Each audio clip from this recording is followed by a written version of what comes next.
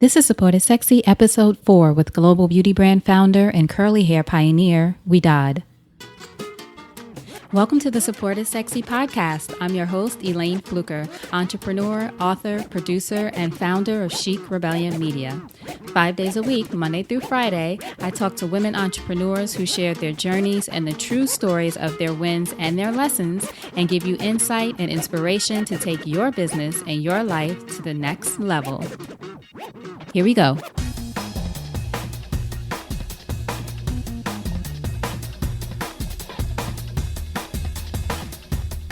Hi, everyone. Thank you so much for joining me for a new episode of the Support is Sexy podcast. We have a really special one for you today. All of them are special, but I'm really excited today because we get to hear from someone who has 30 plus years experience as an entrepreneur. She is someone who I consider a mentor, who's really passionate about not only the work that she does, but giving back. And her name is Ouidad. Ouidad is a pioneer, really, of the curly hair industry. And she opened her first salon in 1984 that was exclusively for curly hair people. And people told her she was crazy for doing that, but 30 years later, she's still going. Since then, Ouidad has created a trademark cutting technique of her own. She built a network of hundreds of salons, and she has an extensive line of hair care products, which are fabulous, that many beauty editors and hair experts rate as top-notch. And now, as I said, after 30 years in the business, Ouidad is really about giving back and sharing her wisdom and support with entrepreneurs around the world.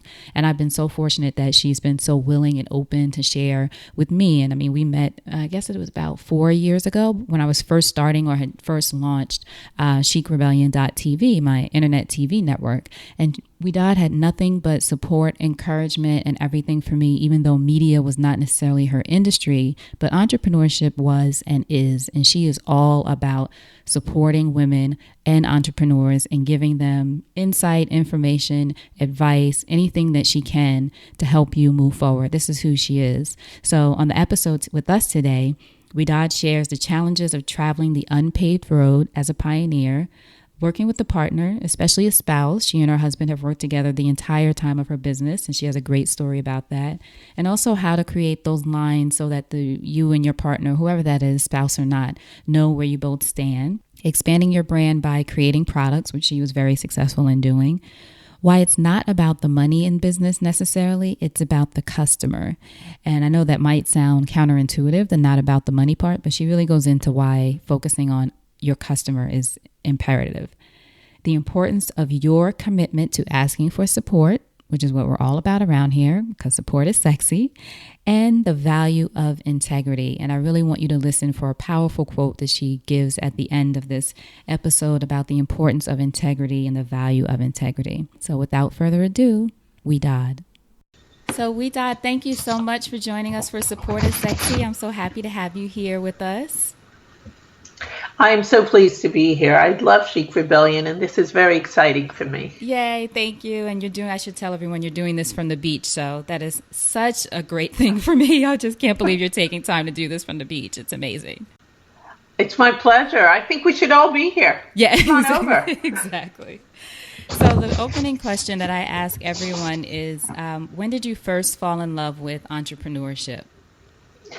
I want to honestly say I think it was in my blood. I grew up with a dad who had several businesses, sixth grade dropout, and just became extremely successful. He was very, very driven, and my whole life just seeing him and watching him do all the different things that he was doing. And I think it is in my blood. When I came to the United States, I'm originally from Beruit, Lebanon. I came at the age of 15.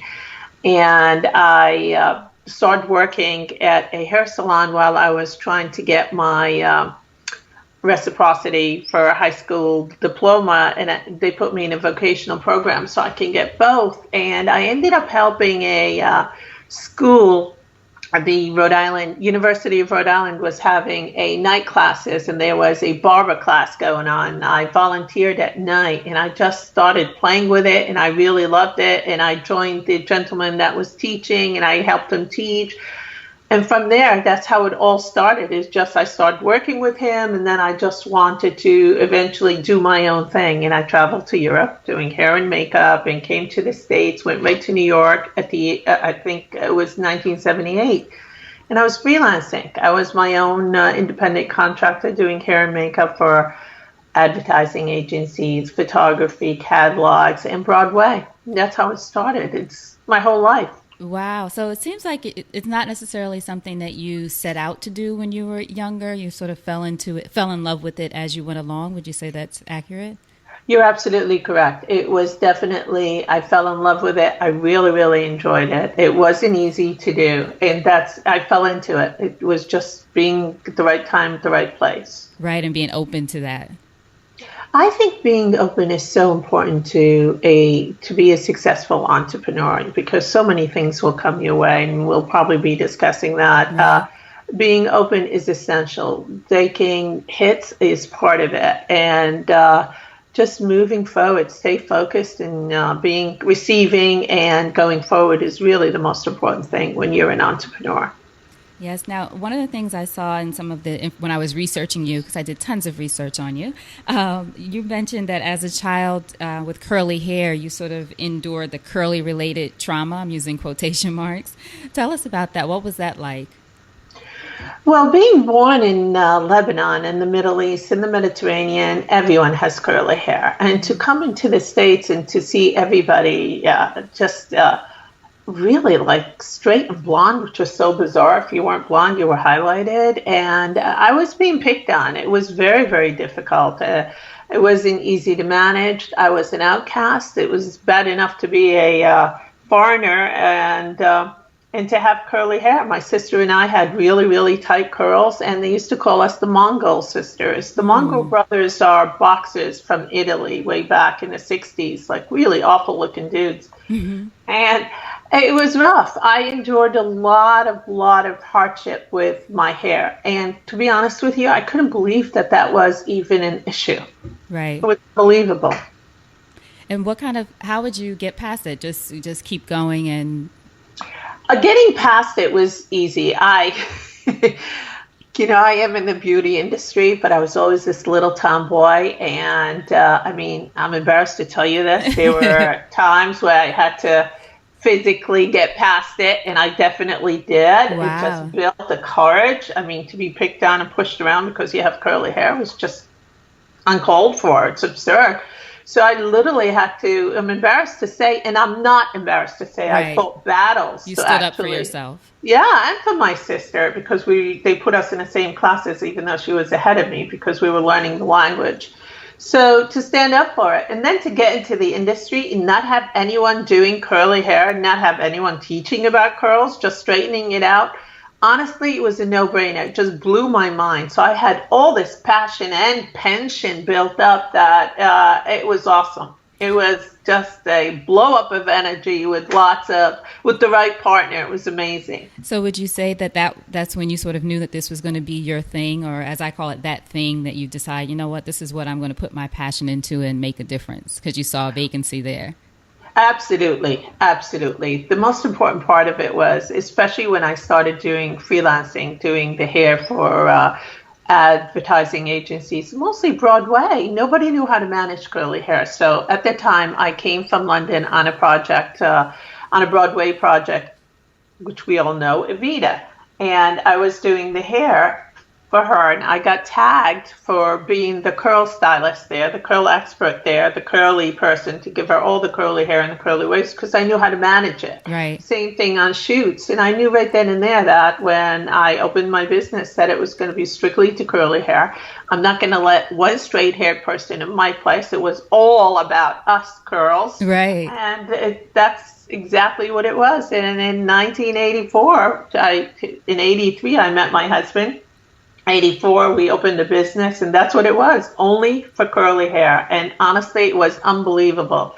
You talk about you walk down the road that wasn't paved. It wasn't even an idea to have a road. We had to create the road. Beauty editors thought we were nuts. Everybody thought that I was absolutely out of my mind that I was going to open a business only for curly hair. The standard line that I heard, it was just like, Who wants curly hair? It's not even heard of. It's They didn't no. think it was even desirable that people would want to keep their hair curly. It absolutely wasn't desirable, not appealing, not professional, not Wow. human-like. Almost, it's absurd. The stuff I heard just blew me away. And the And more I heard it, the more fuel it was for me to knowing that, oh yeah, this is what we're doing. This is exactly what I'm doing. And it's funny that that's still not funny, actually, sad that that still goes on now with women, depending on their hair texture, being discriminated against or for certain jobs and that kind of thing. But then people like you who pioneered a place to say, well, this is a place you can come to and express your natural beauty or work with what you have, kind of thing. Absolutely. Ouidad has been in existence for 33 years, 34 years now. And I don't know what else to say except that it blows my mind every once in a while. I do hear these comments. I would think that they'd be long gone by now. Right. And there's the other side of it too. I'm so excited with the natural texture and to not do anything and just let it go and be free. I think it's fantastic. It's just who we are and what we are. And we have to stand and be proud of what we are. Right. Now, one of the things you mentioned was your husband, who I was going to ask about. Legend has it that you guys flipped a coin to decide what kind of, I don't know if that's true, but I had to ask what kind of business you were going to go into because was a restaurateur. You were obviously a hairstylist. And was it a heads or tails thing? Is that how it happened? You know what, Elayne? You really did do your research. It was exactly that. I met Peter in 83, in 82. And we got married in 82. It was we felt it was the right thing. We were both driven. He's driven. He was the first American to become a maitre d' in the French circuit restaurant with La Copasse, Classeur, Cool Bodies, in New York. They don't hire Americans. And he was young. He was very, very successful. He was a hardworking guy and very driven. And I was doing hair and makeup for Broadway and shoots and advertising agency. And when we got together, we wanted to open a business. We were both, I guess, in our blood, the entrepreneurship in us. Right. And in order for us to open a business, we had to come to an agreement because he wanted a restaurant, I wanted a salon. And we went back and forth and we came to the decision of flipping a coin, putting our hands behind our backs, heads salon, tails restaurant. And the most important part was not only flipping the coin, not to go back. We had to make sure that we would support the other person and not down the line feel sorry and regret it. And heads it was, salon it was. And he's so funny. He's amazing. He works really, really hard, and he laughs. And if you talk to him, he'll always say to you, he'll say, shampoo, who knew? Right. I love it. And I love the part that you said about you made a decision that whatever it turns out, as luck would have it, you both would be dedicated to moving forward that way. And how has that been working together, husband and wife, over the past 30 plus years? It has been amazing. I do speak a great deal about that in business environments and business meetings about that. What worked great is that I was the creative end of it, he was the business end of it. And what we did, we had a hard line and it was split. And I did the product development, the training, the education, everything that had to do with the salon, the creativity, and he did the business, the marketing. As a matter of fact, it was his idea to start. We were the first beauty website because our clients during, I think it was 87, the black market in 87, and they all fled and went to different parts of the country, and they started calling us for our deep treatment that I used to make in-house. We used to make it ourselves in the salon, and we started mailing the products to them, and Peter just decided to say, you know what, there's no reason why we can't put a little website together and start doing it. And so he's the business end of it, I'm the creative end of it, and we never crossed that line. I was going to ask you I was just going to ask you that. How does it work? Do you both have your own areas that you focus on? I think it's important to have it, and it gives you a perspective. For an example, there are times where I would sit down and share the ups and downs that I had and what were his ideas and vice versa. And then we collaborate as a whole. We get together in our warehouse in the boardroom and just sit and start talking about the overall company. And then we'll start talking about his side and my side. And then, of course, our team was very much part of the Ouidad family, not only worked with us, they were always heard, and it was so important to have them. And I still have stylists who've been with me from day one, 34 years. Can you imagine? Wow, that's It doesn't amazing. exist in our industry. Right, that's amazing. Now, one of the things you mentioned was your deep treatment. I was going to ask you about that actually, because from at least from the timeline, it looks like you had the product before you actually opened the salon. 'Cause I think, Wow. yeah. You're amazing. I love Yes. you. I have to know everything about you so I can I ask love all you the too. questions. This is a love fest here, but you are amazing. No, Very thank you. impressive. That's why you are who you are. I Oh, think it's thank great. you. Yeah, so I Yes. wanted to ask you just about how did that come out before opening the salon? Well, having my hair and not being able to manage it, and not having products out there, you become a mixologist. You learn, even today, Right. curly haired ladies are really the best consumers because they are the most knowledgeable consumers. You cannot even attempt to fool them. And that is what's so awesome about them. So you try and you experiment and you try all different products. And I learned that if it was heavy in grease or heavy in waxes or heavy in oils, that it didn't penetrate. And little by little, I started mixing a bunch of products that were out there, little of protein, little of moisture, little peptide. And little by little, I was able to formulate from different ingredients a deep treatment that actually penetrated into the molecular layer of the hair to relink the chain reaction, to allow the curls to hang rather than just take off on its own. It wasn't about topically weighing it down. It was about internally weighing it down. And so I started making it and putting it in skincare jars. Mm-hmm. And was it kind of experimentation? Because like you said, you became a mixologist, but it was sort of you just doing it on your own because this was something you felt you and your clients needed. But was it sort of experimentation to get the right formula? Absolutely, and years of experimentation. And when I finally got to it, we used to run down to Canal Street to those stores that they would sell all the little jars and, in the art supplies, and I would buy them. And after I got it and really nailed it in, of course, I studied a little bit of chemistry, and I was able to be allowed to get into a lab to work with a chemist, and we formulated together the deep treatment. So I needed a licensed chemist to be able to package it. Wow. But yeah. Now, how important would you say products are in general as brand extensions for stylists and salon owners? Well, it depends on what you want to do. I think it's important to expand your businesses to have a product line. There's also some phenomenal, successful hairdressers without that, and just they're global. They fly all over the place, and they just know their fabulous artistic work that they do. But I think having a product line in extension of your brand is very, very important, and it helps to cater and to really service your customers from A to Z. Now, some of the other things that you did with your business, I know I'm talking a lot about the early on part, but I'm just fascinated at how you were such a pioneer in so many ways in the business. But one of the things that you also did was trademark your carve and slice hair cutting technique. Yes, it is the only trademarked cut in the country. I was going to say I couldn't find any place else where anyone had done something like that. Now, was that your husband's idea of, hey, you have this special technique, we should trademark this, or just... That was Peter's idea. It was exactly his idea. He kept looking at me and he said, Ouidad, you have all these people just coming and want to work with us and want to be able to learn how to work with their clients. And I was very giving. I still am. It's just the way I am. Yeah. It was so important to me to make sure every hairdresser that I knew, and God, you know me, so I'm very out there. Yes, everybody I knew, I wanted to make sure that they knew how to take care of the curly-haired customer because it was such a vendetta. That's the only word I could think of from everything that happened. I wanted everybody to be successful.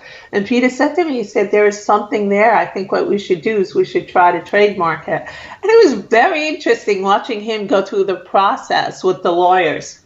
They actually had to video my movement. They had to draw my movement. We had to have an illustrator to really design the curvature of the hair and for me to use my shears and to carve or to slice and the difference between the two in order to have it independently trademarked. It was a fascinating process. Wow, that's amazing. Another thing that you both have done is set up a salon, what you call your salon network.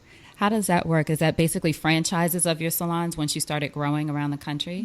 Actually, it's a certification, which is really interesting. It is a network of salons, and it is a education program. So over the years, as I started working with other hairdressers, a lot of hairdressers used to call and say, please, can we come in and watch you how to cut hair? We want to learn how to do it. And we decided, why don't we just start an educational center and teach hairdressers who've been in the business for 5 years and really has a concept of their craft to be able to come in and to take this advanced course and to really learn the technique of managing curly hair.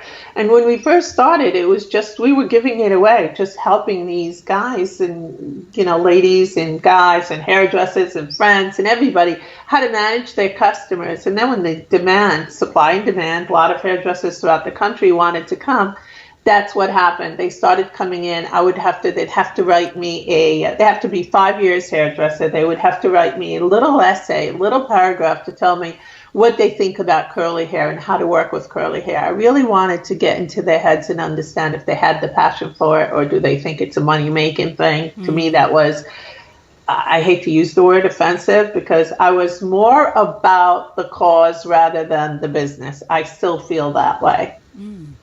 So if they wrote the right paragraph or the right essay for me, they got accepted. Then they had to pass, Elayne. They couldn't just come through 2 days of education. They worked on live models. And then if I felt that they weren't ready to go out there and to cut clients, that I would have them come back till I felt strong enough. And believe it or not, I was on top of everybody. I did have my own salon stylists work with me as educators, but I'm the one who okayed everybody for the first 7-8 years of it. And now I have a team of educators that do it. But yes, so little by little, they would come in, they would get certified, then they were allowed to carry the products, and then they became on our website as one of our affiliate salons. So now we have over, I think, 600 of them. Wow. And it just seems like without even knowing, you were putting these systems in place for your growth. Do you feel like with the products and with the salon network and all of the certification and all of these things? Well, that's what happens with business. First of all, it's just passion. It's as you do it, as you work into it, as you move forward, it just comes. It just, I wasn't focused on making money. Like I said, I was focused. To me, I felt it was a cause, it was a mission, and we were just focusing on that. And then the next thing we know, we ended up in the distribution and mail order and the website, the e-commerce business, only because we wanted to get the products out to the customers. Right. We ended up having certified salons because hairdressers wanted to learn how to do curly hair. I ended up going around the country teaching the curriculum or creating a curriculum in the beauty schools to help them to teach stylists or students as they go into hairdressing school how to manage curly hair. Because right now, all they know is how to straighten it and flatten it out and cut it. They don't even know how to. Now they know better. They only for the past 5 years is it in their curriculum. But so it all comes to you, and you're right. It just grows. It's like you had the seed, and it just keeps on growing. Do you think that part of it for you too was that, based on everything you say and just what I know of you, it's always been about the customer, always been about training the stylist. It's not necessarily, of course, you want a business to be profitable and make money, but for you, it seems like it was always driven by serving people. It was always that. And now I have equity partners, and it's very interesting because when we sit in the boardroom, it's hysterical, and they pretty much repeat what I say because I'm constantly sitting there, sometimes speaking very loudly and just saying, it's not about the money, it's right. About the customer. The customer, just take care of the customer and the money will come. That's why you fools don't get it. Right. That would be me constantly. They even repeat it after me, or they know what I'm about to say and they say it to themselves. Yeah, oh it is about the customer. It is. If you're going into business to make money, there's something about that from my own personal experience, it doesn't happen. You have to go in and you really have to love what you're doing. You have to have the passion. You have to have the honesty. You have to have the integrity. And you have to really do what you believe in, and you will get rewarded. I love that. Now, one of the things you just mentioned was your equity partners. How did you and your husband know that it was time to bring some other people in? Because I think, especially for smaller entrepreneurs, it's something we struggle with, of knowing when to bring in a partner or trying to do everything ourselves. So, Well, it's really interesting. We were not looking for equity partners. What happened was the business has grown so much. And believe it or not, before we partnered, the only two people that ran the whole business was Peter and myself. And I was a full-time cutting hairdresser working. We were we did everything. It was only the both of us. So what happened was it had grown so much that we needed to hire some C-level people to come and help us work. So we decided that we were going to reach out, and we were, through my network, reached out to one of the head people at Bumble and Bumble, try to get him into as a CEO with us, or COO, whatever the hell the title they want it to be. You know, Right. I don't care about these titles. It's all about all of us working together. And when he came in, and he knew the business, because my climate control is just everybody all over the industry is trying to copy it and chase it. And so he used to come into the salon all the time and buy it. And I decided we were going to reach out and see if we can hire him. And he came in, he said, look, I just got hired by an equity firm, and I was talking to them about you, and they're looking to see if they want to invest in you. Do you have any interest? Peter and I both said no. Immediately. We don't want to hear it. No, we're just looking for people to work with us. And he said, think about it. This is something very important. Every brand wants to do that. And I started looking at other places. And then all of a sudden, we had 3 different equity firms reaching out to us. And like yourself, probably with your own customers in your own business, you'll see that your own network is so important. Having network, having that support, having mentors is vital for every business person to make sure to go out there and do that. And we had a great deal of them from the salon. So we talked to some of our clients, and I said, I think it's important. It's not our mentors who are our clients.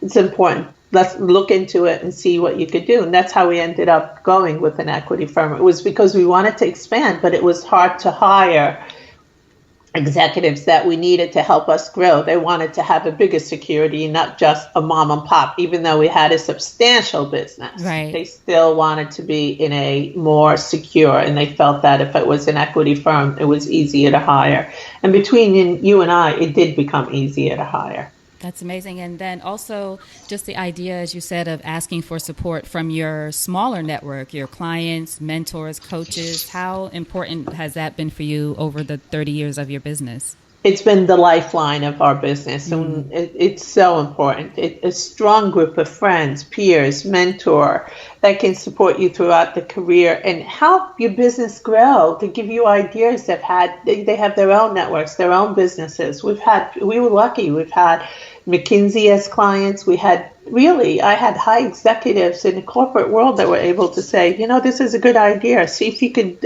what do you think about this?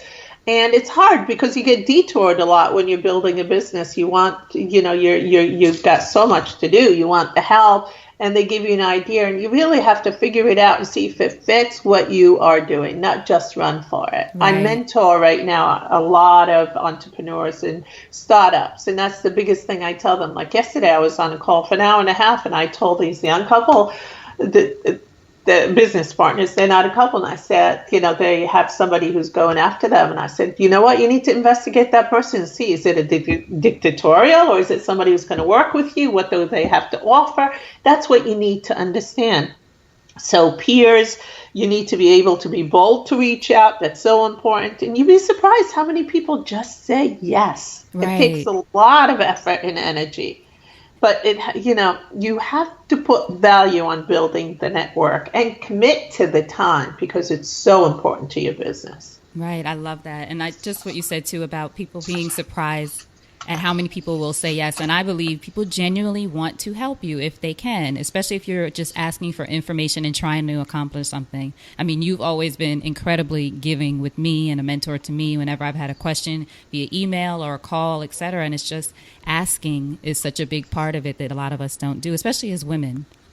I think it's vital. It's very, very important to ask. And mostly women. Women, believe it or not, women have more in tuned questions. They are so good at it. And I think it is important.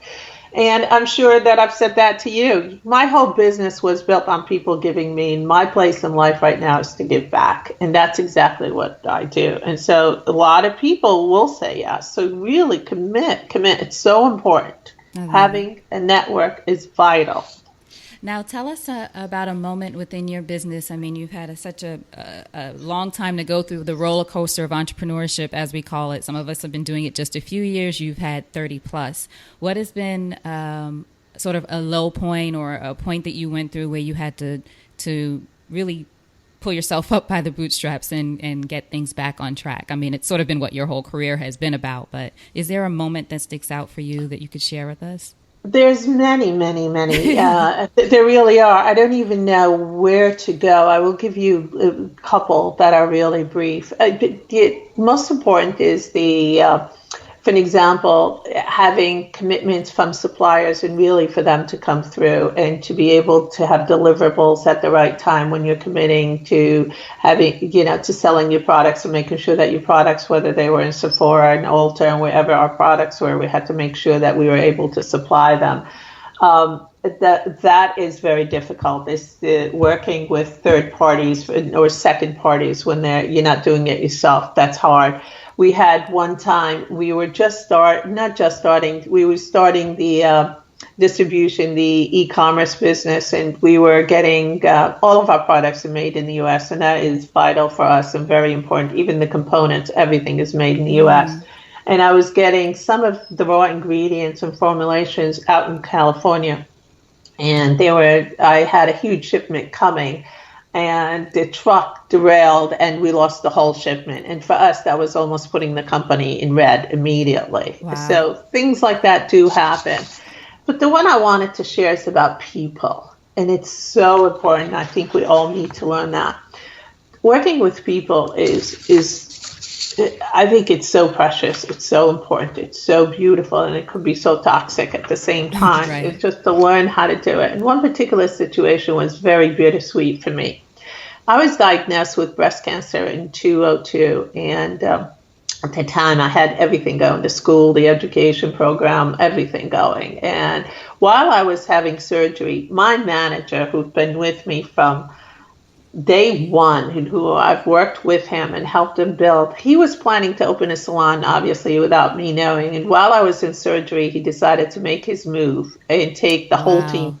And he just wanted to have his own, immediately establish his business, just take it all. And I guess because of the way I worked with my team, my whole team was so disgusted by his action. They not only refused to go, they were so angry at him that they gave him such a hard time and really took care of the business. And it built a bond between us that still to this day, some of these people are with me, almost all of them, except two that did go out and open their businesses, which I help, and I'm proud of them. That was one of the most low-defying point in my business, is to have people who you work with have this. And in the long run, the end of it turned out to be the most wonderful thing that could have happened, is to build that bond and relationship between my team and I. And that was just amazing. So I think that's a lesson that everybody should. I share this everywhere I go, and it's important. So these things do happen. You do, how do you say, you birth or you purge, or you do, a lot of people. Well, I can't tell you how many curly hair salons have opened who have worked for me and are out there, and I'm so happy for them. And again, I help them.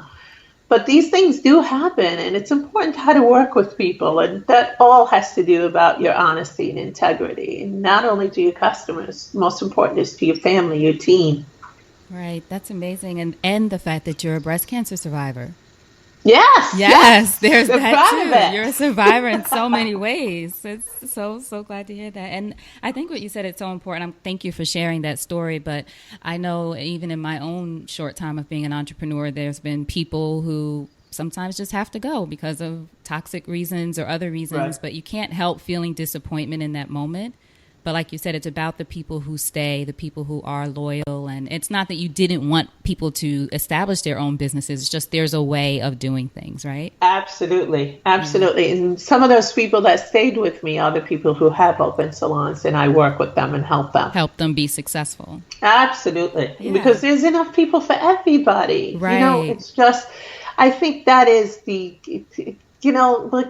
having a whole shipment just get destroyed and redoing it again is not as valuable as relationships. Relationships are so important. That's amazing. Now, what would you say in the past year is the greatest lesson you've learned about yourself as a woman, whether it's from something in your business or just overall? Within a period of time, I think this learning about who I am came along from my business. And when you say this past year, it's been a long, long time coming. I feel that I became a good servant leader. I learned how to communicate effectively. It's important that I learned I was not learned, I've always been tenacious, but I am tenacious. Mm-hmm. I learned how to create balance, being enthusiastic and bold, all these things, listening a lot more, talking less, even though I'm doing all the talking right now. No, that's a good thing. Keeping it simple, taking pride in the work. And most important is have fun. Just have fun. I remember when I first started, I didn't know what that word was. It was just pedal to the metal, head to the ground, didn't even see anything for, my God, almost 20 years in business. Wow. We did nothing. We took separate vacations because we couldn't leave. Wow. Rip it up, start again, have fun. This is what I learned about myself. That's amazing. Well, within that time of growing your business, you did manage to have a family. Yes. Yes. Was something that was important to you? Sometimes I'll speak for myself. I don't want to talk for everyone, but you feel like you have to sacrifice having a family or having a relationship in order to have your business. I think that's very important, and you're absolutely correct. And I'm going to tell you something that's also personal, but we didn't have kids till we were 6 years into our business. And the reason for that is that we wanted to be able to build the business first. So the kids came in at a later part of my life rather than at an earlier age, which would have been easier. And then I was working so hard that the kids were with the nanny most of the time. And as the business expanded, we had to move the warehouse out of New York City because we couldn't afford it. So we ended up renting space in Connecticut, in Danbury, which was really further out. And I ended up staying in the city all week long and going home on the weekend. So that separated me from my kids for almost 16 years of their lives, that I was in the city all week and went home on the weekend. And the weekend was only 2 days. So there was a lot of sacrificing. And my kids had a tough time with it. And thank God, now we have a wonderful bond and a great relationship, and I'm able to be with them and support them and help them and do everything with them. My daughter's in our business. She's in the Florida salon that we just opened. Right, Fort Lauderdale, right? Yes, yes, we just opened it. Thursday was the opening day. Congratulations. Thank you. It's our third flagship, and my son's out in Denver, so you do sacrifice. But the most important thing is that Peter was in Connecticut with the warehouse, and he was taking care of the kids. So having a partner is really, really important, both business, personal, and raising the children. He's awesome that way. I'm lucky. Wow, that's amazing. Now, one thing I did want to go back to mention, you also have, Ouidad has an organization around helping people with breast cancer, right? Is it? Absolutely. Yes. What's it called so people can find out about it? It's Curls for the Cure, right. And we partnered with the Breast Cancer Research Foundation, which is Elayne Lauder's foundation. She passed, and it started out right when I had breast cancer in 2002. My mother got diagnosed with breast cancer, and we lost her in 1982, the year Peter and I got married. And then when I got it, that was our goal. We started our philanthropy, and we partnered with BCRF, and we donate, we match dollar to dollar up to $50,000 every year. And we were doing very well. I think we're up to $700,000. Oh my goodness, that's amazing. Yet another way that you're giving back. Yes. So I want to be respectful of your time. I again, appreciate you, and just the advice that you've given is tremendous. I do have just a couple more questions for you. So if you think over your life and your career, and you had a chance to thank only one person whose support was critical to you personally or professionally, who would that be, and what would you say? One person. One person. Oh, that's a tough one. You're stumping me. One person.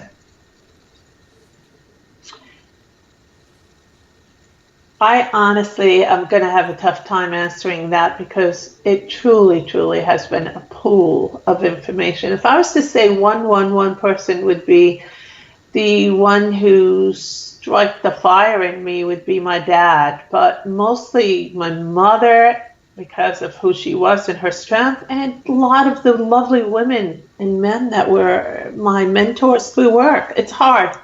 Right I don't there. know how to answer that. There's been so many people throughout your journey who have supported you. Yes, it has not only been one. I love it. Well, Ouidad, please let us know how we can support you. I'm going to have information on the site that'll have links to everything that people need to find out. But are there ways we can support you? Website, any products? I have your products here. I love them. But anything that you want to tell people about? You know what? I just keep the curling going. Just the website. I would love the philanthropy. That's very, very important to me. And the most important thing is just that, be able to reach out to us. And I want to help you as you help us. And just by keeping our website, and any of the listeners or anybody who needs any information or any guidance whatsoever, we're here as well. And I'm here as well. So really, just the website is plenty. And the products, I'm grateful for that. Awesome. And the website is ouidad.com. Yes. Yes. Now, for the last question, the last word, as I say, do you have a parting piece of advice for us? I definitely do. We talked about passion, and I think that having passion is definitely a requirement for having a great career. But most important, I really would like to see everybody, and I know majority of people do have that, which is wonderful, is to really have honesty and integrity. There should be no exceptions to honesty and integrity. Integrity is a state of mind. It's not a situational. It means doing the right thing because it is the right thing to do. That's what makes success. That's my parting word. I love that. Integrity is a state of mind.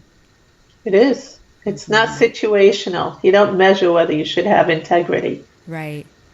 That's awesome. Ouidad, thank you so much. And I just have to say publicly how much I appreciate you for always, as I said, being there for me, whether it's a phone call, an email. When we first met and got together, I think for hours in the restaurant in Midtown and just talked about what I was doing and wanted to create. And you were just so supportive, which is really who you are. So thank you so much for being who you are and supporting women and men in going after their dreams.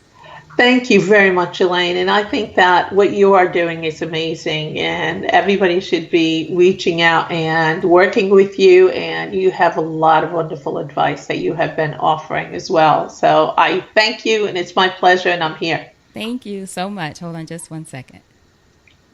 All right. Thank you so much for listening to that episode of the Support is Sexy podcast. And I do hope that you got some inspiration from it. And the challenge is for you to do at least one thing. Take one thing from the episode, at least one thing. You can always do more, but at least one thing that will help you move one step closer to your dream. Whether that's launching a business, writing a book, whatever that thing is that you want to do, take something from this episode and move one step closer.